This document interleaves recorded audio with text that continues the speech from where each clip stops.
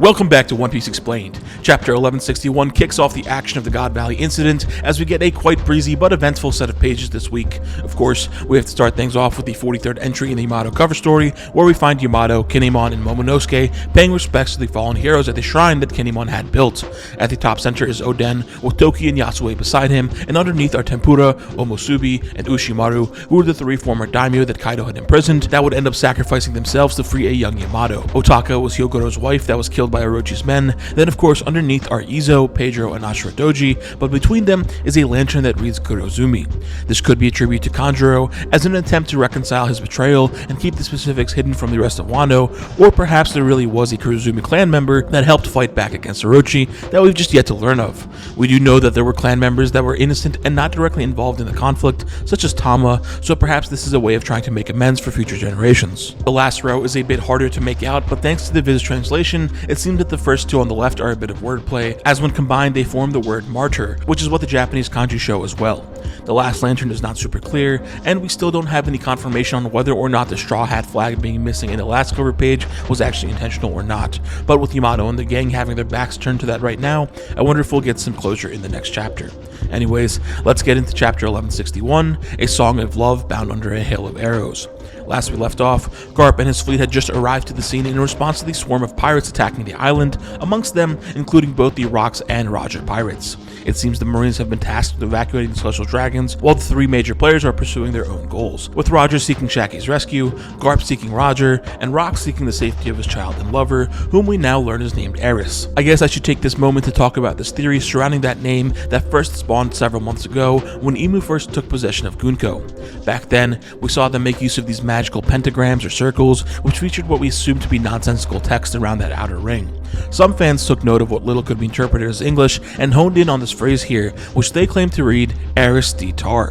While I'm of the belief that this is likely just a case of people seeing patterns or making meaning out of things that aren't actually there, which tends to happen a lot with the One Piece fandom, and I say that as someone guilty of it myself at times, others do believe that this is actually an intentional inclusion by Oda, hinting at something greater, and it's a rather funny coincidence that Blackbeard's mother would share Eris as a name.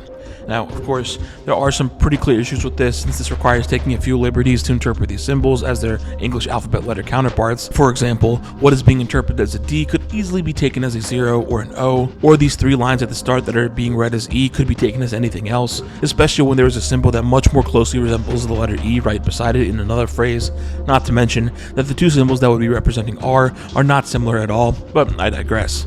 I'll also note though that there was a 1972 NASA initiative named Aristar, which stood for Earth Resources Information Storage, Transformation, Analysis, and Retrieval, and the cover featured a pentagram with 5 symbols representing the unity of environmental resources. At the top was the Earth, followed by the atmosphere, the hydrosphere, the biosphere, and then man. This is quite the coincidence, and I'm still not sold this was entirely intentional, but I figured that it is worth mentioning. How this all relates to Blackbeard's mother, however, is not entirely clear, especially considering that Eris seems to be her first name and not her family name. That would probably be Marshall, given that it's what Blackbeard would adopt throughout his life in the present day. And unless the intent behind all of this was to just do a random tease for Blackbeard's mother, I'm not sure why this would be of importance to Imu in the first place, or at least why it would be important enough to be featured on Imu's magic circles. Imu did have a cut-up wanted poster of Blackbeard in their chamber, which we now assume to be for his connection to Rocks, but hey, maybe there's more going on with his mother as well. Elsewhere, we find Dragon still running away with Shanks and Shamrock in his arms, and it's with this that we get the formal introduction of Saint Maffei of the Satchel's family, who we first got a tease of in the previous chapter with that panel of the Holy Knights assembling. There, we saw that she was quite tall, towering over the likes of figures like Garling and Summers. Her design is rather interesting, with her hair featuring 2 different colors and forming this shape that resembles a mountaintop or even a volcano. She also has these 2 thin orthogonal horns that are rather distinct from the horns that we usually see these days with the giants of Elbaf or even the various members of Kaido's crew, where we saw these larger, longer, curved horns. These horns are a bit more reminiscent of the horns on Avalo Pizarro, albeit a bit smaller. Now, coupled with her sharp fangs, there was reason to speculate whether or not she may have had some fishman blood, much like people did with Killingham, though this idea is not too solid when you consider that the Celestial Dragons have a rather strong hatred for the fishmen, and besides, we've seen regular humans with sharp teeth before, such as Katakuri. Now, the real curious part of Maffei's character is her ability to fire a beam from her mouth. While the general shape does resemble what we saw from techniques such as Kaido's Boro breath, which was essentially just a breath of flame, its ability to pierce through Dragon's shoulder is much more closely aligned with what we've seen seen from lasers, though this may not necessarily be the case, as Oda typically depicts his lasers with these little glints or stars at the source, but you can see little specks of light or energy surrounding the beam, an effect that Oda uses to depict Kizaru's glint glint fruit, so hey, who knows. Anyways, she's able to recover one of the twins, but apparently is unaware that there's another child. Before she's able to finish dragging off, she gets sliced in two, alongside the entire forest surrounding her, thanks to the arrival of Newgate and Linlin. This is the second time we've seen one of the Holy Knights get bisected like this, with the prior instance having been done to Summers by Gaban, but it looks like Newgate didn't apply any Kankurosaki to his indiscriminate slash, as we see Maffy perfectly fine not too long after. Shiki and Kaido catch up to Newgate and Linlin and know that they were left behind and put in harm's way from Newgate's attack, but upon realizing the swath of other pirates surrounding them, they briefly team up to take all of them down, giving us this incredible spread of all of them in action. Now it's pretty interesting that Oda chose to depict these four pirates in particular. While on one hand, they are the most high-profile members of the Rock's Pirates, three of them would also go on to be part of the initial group of four emperors that we learned of pre-time skip, making Shiki the odd one out, unless he was also an emperor at some point in time. Now, we don't know exactly when the designation of emperor came to be, just that it's been around for decades thanks to a great line from Big Mom.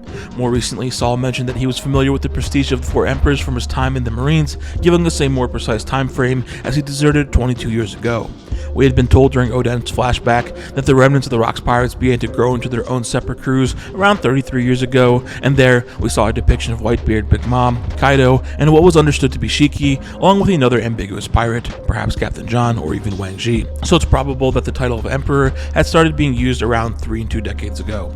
One thing to note though is that the warlord system existed alongside the Marines to help balance the power against the emperors. Now I've gone into this at length in prior breakdowns, but we have some reason to believe that the warlords were founded after the execution of Gold Roger, as Oda revealed in Volume 79's SPS that Crocodile joined the warlords in his early 20s. Crocodile is 46 in the present day, and Roger was executed 24 years ago, which would mean Crocodile was likely between 22 and 25 years of age when he became a warlord. This also makes a lot more sense with Crocodile's defeat against Whitebeard, as it would mean he may have challenged the legendary pirate as part of his duties as a warlord to combat the emperors.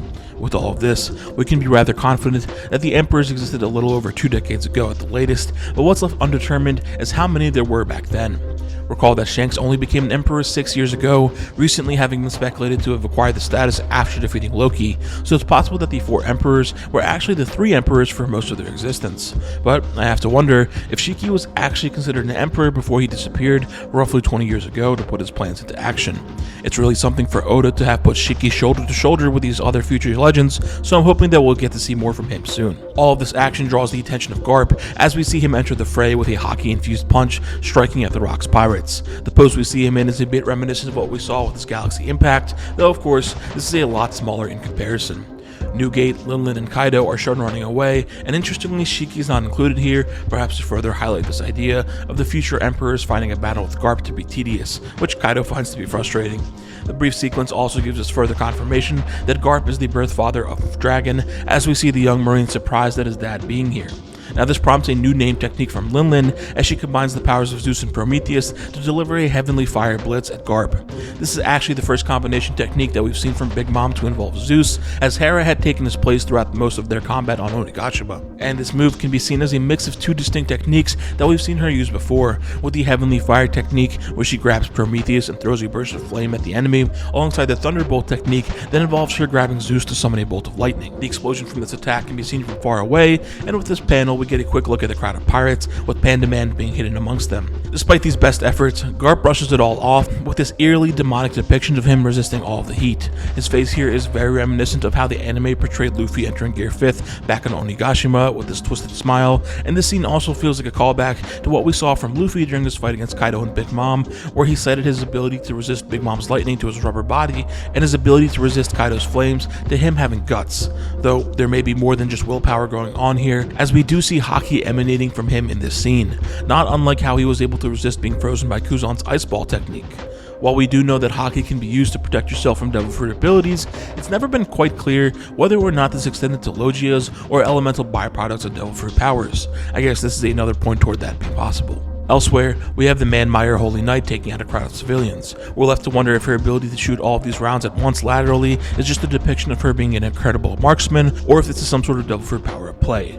We also get the back side of her jacket, which has the kanji for Kami, meaning God. From here, we learn that the Rocks Pirates and the Roger Pirates are approaching from opposite ends of the island, meaning that the Celestial Dragons and Marines are essentially pinched in between, and that the two pirate crews are on a collision course for each other. The Rocks Pirates are shown pushing each other trying to get to Shaggy first, and among the crew is once again Gil Bastar, and it's not entirely clear if what we see beside him is supposed to be his cloak and the additional pair of arms, or someone else entirely. It seems Shiki has ended up amongst this group after leaving Newgate, Linlin, and Kaido, who we just saw dealing with Garp, and he's being shoved back by Kyo and pulled back by John, who seems to have a huge metal hand now. We see him with it later on in another scene of the Rocks Pirates fighting off enemies, and from the looks of it, I think we're supposed to understand this as him being the previous user of the Magnet fruit. This is a fun connection, especially given their shared epithet of Captain. On top of that, the pirate that Eustace Kidd's name was inspired by, William Kidd, was said to have been the son of a guy named John. Now, this is a bit circumstantial, as Oda does not really play into the historical influences of his characters one-to-one, but it is an interesting coincidence at the very least. I think for now, I'm satisfied with the two sharing a fruit and an epithet, but if it does turn out that Kidd was John's son, then I guess that's another instance of the series going really hard with what we've jokingly been calling Nepo piece. On one hand, this does make the world feel a little bit smaller and feels unnecessary, but it does provide some interesting texture to the direction of Kidd's character in the present day. With him having been defeated by Shanks recently, and the status of his pirate crew in question, I wonder if we could see something where he ends up allying with Blackbeard, given the connection between their parents. Not only that, but there's also an angle with Buggy at play, as his goal was to seek out Captain John's treasure, and it's never been made clear if Buggy actually ended up claiming it or not, so maybe we could see something there for Kidd. While all of this is going on, Summers checks in on Shaki and finds her having defeated all of the Marines around her while having her hands literally tied behind her back. This does not amuse Summers, however, as he monologues about how beautiful of a tragedy it would be if Shaki were to be killed before all of the heroic saviors could make it in time. In his hand is his blade, which has been transformed into a spiked club with his thorn fruit powers. We have seen this used before in the present day, but this is the first time that we've seen it without any hockey hardening. Outside, the various pirates are preoccupied with each other as we see Roger and Whitebeard clashing with their blades, calling back, or maybe forward, to the clash that we would see during Oden's flashback. It seems that neither of them are in their full prime just yet, as there, we would see them with their advanced hockey allowing them to clash without touching blades, whereas here, you can see them make contact. With Roger busy, it's up to Rayleigh to save the day as he jumps into action and sends Summer flying with his first name technique in the series, Spider Lily Steel. This technique references the red spider lily, a type of flower found throughout Asia, which complements the naming convention of the Kuja, as shakuyaku is a kind of Chinese peony. But also, the red spider lily is known as Higanbana in Japanese, and Higan is a Buddhist term, drawing a connection to many of Zoro's named attacks as well. The chapter ends with Rayleigh freeing Shaki and making good on her request to come and get her, as stated on the note she gave him several chapters ago. The two embrace as Gaban and Roger hurry them up, heartbroken, closing this chapter of the God Valley incident. With Shaki's rescue done, I imagine that we'll be getting a lot more action that we've been waiting for in the next few chapters. Anyways, if you've made it this far into the video, thanks for sticking around. If you're new to the channel or enjoyed this video and want to show your support, consider subscribing so you can get all of my videos as soon as they come out. The rest of my manga breakdowns can be found in the playlist in the description. And that said, thank you so much for watching, stay safe, and I hope to see you in the next one.